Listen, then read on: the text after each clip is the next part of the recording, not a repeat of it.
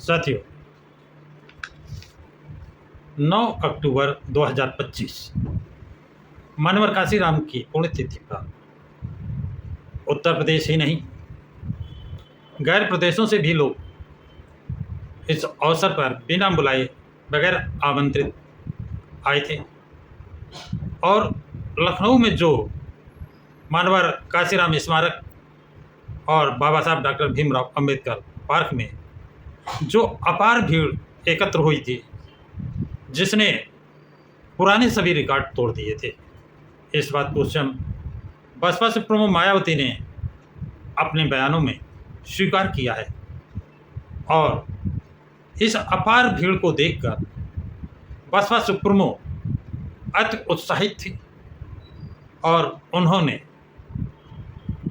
जो मेन बात इस भीड़ को देखकर और उनका जो खोया हुआ जनाधार वापस देखकर उन्होंने एक घोषणा कर दी, मंच से घोषणा की कि 2027 में हमारी 403 सीटों की तैयारी है, 403 सीटों की तैयारी है और जिसमें 226 सीटें हमारी है। यानी तैयारी तो 403 सीटों की करेंगी, लेकिन 226 सीटें तो जीतेंगे। अब ये नहीं कि 226 से ज़्यादा नहीं जीतेंगे। ये ऑफर छोड़ दिया है किसके लिए? जो सहयोगी दल दूसरे पार्टी के जो बाहर पार्टी से निकाले गए थे या निकल गए थे आएंगे, उनके लिए वो कितनी सीटें जीत कर लाएंगे। ये जैसे 9 तारीख के बाद 16 तारीख को एक प्रदेश स्तरीय मीटिंग लखनऊ में रखी और उसमें जो टारगेट दिया गया था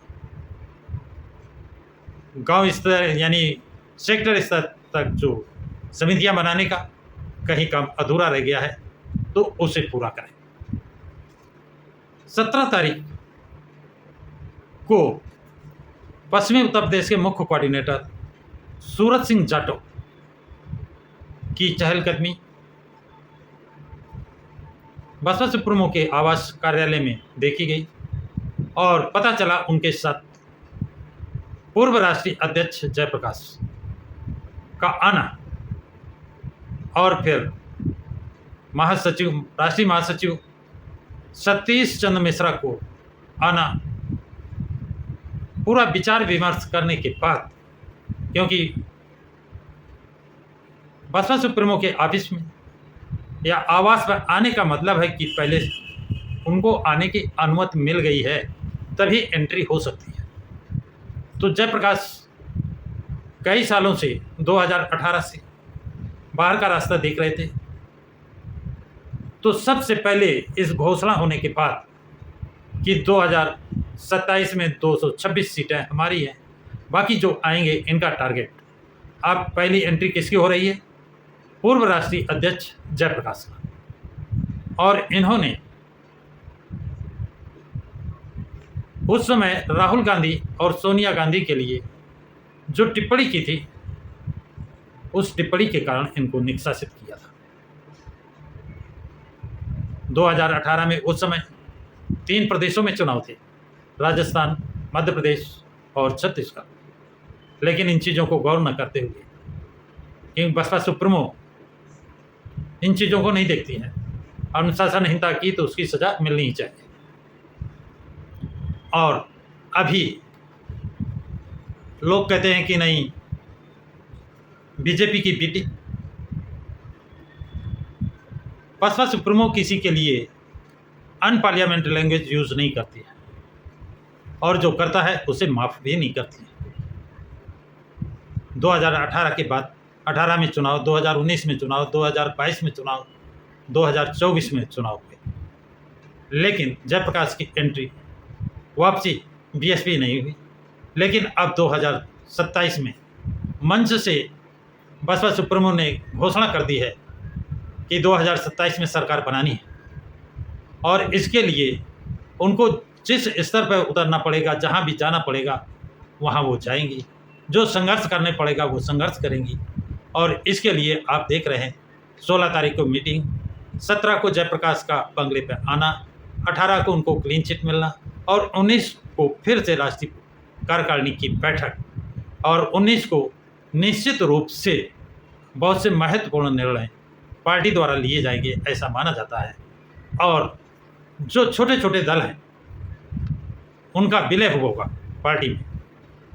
इसके अलावा जो उपेक्षित जातियां हैं, जो सताई गई जातियां हैं, जिनके साथ अन्याय किया गया है, आपने देखा कि बसपा सुप्रीमो कहती हैं जिनकी ज़मीनों पर कब्जा कर लिए गए हैं, जिन माफियाओं ने कब्जा किया है, उनको ऐसी सज़ा दी जाएगी, उनको ऐसी सज़ा दी जाएगी कि दोबारा वो ज़मीनों पर कब्जा ना करें। और ये आप मान लीजिए, बसपा सुप्रीमो जो कहती हैं वो करके दिखाती हैं। और इसके लिए उन्होंने अभी से अपना मिशन चालू कर दिया है। और देखते रहिए किस किस की बीएसपी में वापसी होती है, कितने लोग अपनी पार्टी का बीएसपी में विलय करते हैं। और यही नहीं, इसका बहुत बड़ा असर बिहार के चुनाव में पड़ेगा। बिहार की सरकार भी बसपा की बनने जा रही है, क्योंकि इंडिया गठबंधन, जिसे महागठबंधन कहते हैं, उनकी अभी तक सीट शेयरिंग नहीं हो पाई है। नामांकन हो गए, लेकिन किस सीट से कौन सा लड़ेगा, किसका पर्चा वापस होगा, किसका नहीं होगा, इसलिए वहाँ पर एक ही विकल्प है, बीएसपी। और ये बिहार में बीएसपी की सरकार बनती है तो फिर उत्तर प्रदेश में, अन्य प्रदेशों में बीएसपी को रोकने वाला, बीएसपी के पीछे लगने वाला कोई नहीं होगा। तो साथियों, बीएसपी 2027 में पूर्ण बहुमत की सरकार बनाने का अपना लक्ष्य सार्वजनिक 9 अक्टूबर को मानवर काशीराम की पुण्यतिथि पर मंच से कर दिया है। बसपा सुप्रीमो ने मंच से घोषणा कर दी है, जिससे बसपाइयों का, अम्बेडकरवादी विचारधारा के लोगों का हौसले बढ़ गए हैं। और सभी ये कहते हैं कि इस गुंडा राज्य से, इस अराजकता से सिर्फ कोई अगर निजात दिला सकता है, मुक्ति दिला सकता है, राहत दिला सकता है, तो वो है बसपा सुप्रीमो मायावती। सभी की निगाह बसपा सुप्रीमो मायावती पर टिकी हुई हैं। तो उस संकल्प को उन्होंने दोहरा दिया है कि 2027 में सरकार बनानी है। आप लोगों की क्या राय है, क्या ओपिनियन है, अपने कमेंट्स बॉक्स में ज़रूर लिखें तथा इस वीडियो को अधिक से अधिक लाइक और शेयर करें। प्रकाश की राज चैनल को सब्सक्राइब करें। जय भीम, जय भारत।